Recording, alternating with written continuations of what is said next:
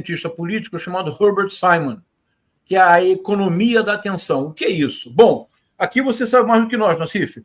A noção de economia tem uma noção anterior, sem a qual a própria ideia de economia não funciona, que é a noção de escassez.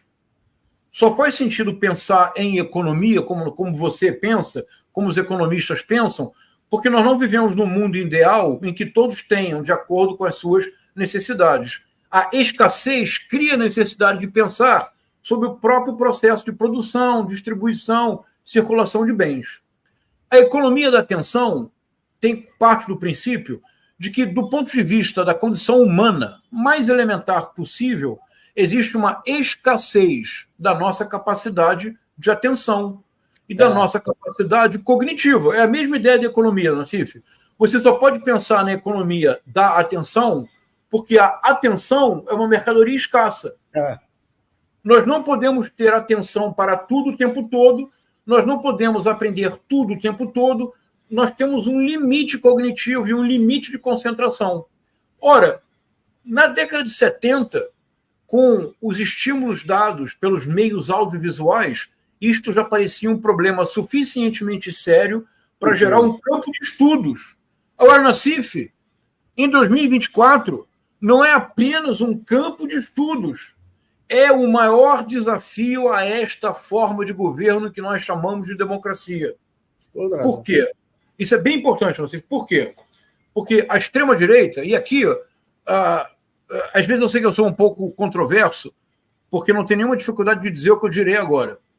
Vamos, com muita modéstia e humildade, reconhecer que a extrema-direita, capitaneada por pessoas como Steve Bannon e Carlos Bolsonaro, compreenderam de maneira brilhante e perversa o funcionamento da economia da atenção. Então, veja, funciona assim. Economia da atenção.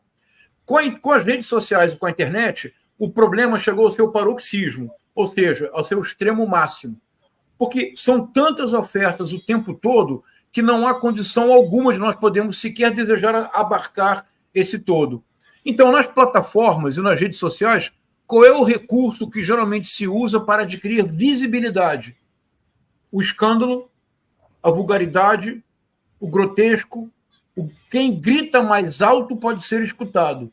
Quem faz a ação mais inusitada, mais absurda, mais bizarra, é visto. Se você na economia, então, as plataformas, na verdade, Twitter, onde nós estamos agora, YouTube, é um negócio inacreditável em termos de economia, Nassif, porque, veja, eles oferecem um meio e nós fornecemos os nossos dados pessoais e nós provemos o conteúdo sem ganhar nada, Nassif. Nós estamos o tempo todo provendo conteúdo. E mais, nós disputamos entre nós a escassez da atenção dos bilhões de usuários em todo o mundo. Então, para as plataformas, quanto mais agressividade, virulência, hostilidade, xingamento e voz alta, mais sucesso. Por que é que o Olavo de Carvalho se transformou a partir de 2005, quando ele foi para os Estados Unidos, até o seu falecimento? Por que ele se tornou, e de novo, sejamos modestos, eu vou dizer a seguinte frase, Nassif: nunca houve neste país um intelectual que tenha tido um efeito tão grande na vida política brasileira quanto o Olavo de Carvalho. É isso, eu falo isso, né? Concordo. O que o Olavo de Carvalho entendeu? Quando ele entrou nas redes sociais, ele inventou uma persona. Ele tornou-se, ele mesmo, um meme ambulante, porque a cada 5 palavras, 3 palavrões. A língua portuguesa, o Olavo de Carvalho reduziu a 2 verbos, o ir e o tomar. Sabíamos exatamente em que circunstâncias ele usava. Uma obsessão o tempo todo com referências sexuais. A própria presença do Olavo de Carvalho era uma presença memética. Ele viralizava. O que faz o Paulo Marçal? O Paulo Marçal leva a economia da atenção ao seu paroxismo.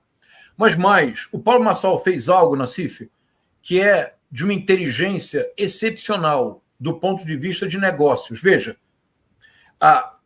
o mecanismo que mais promove visibilidade e, portanto, monetizável são os famosos cortes, que todos realizam. O que o Paulo Marçal fez? Ele inventou uma comunidade de pessoas anônimas que tem como responsabilidade criar uma competição interna. A competição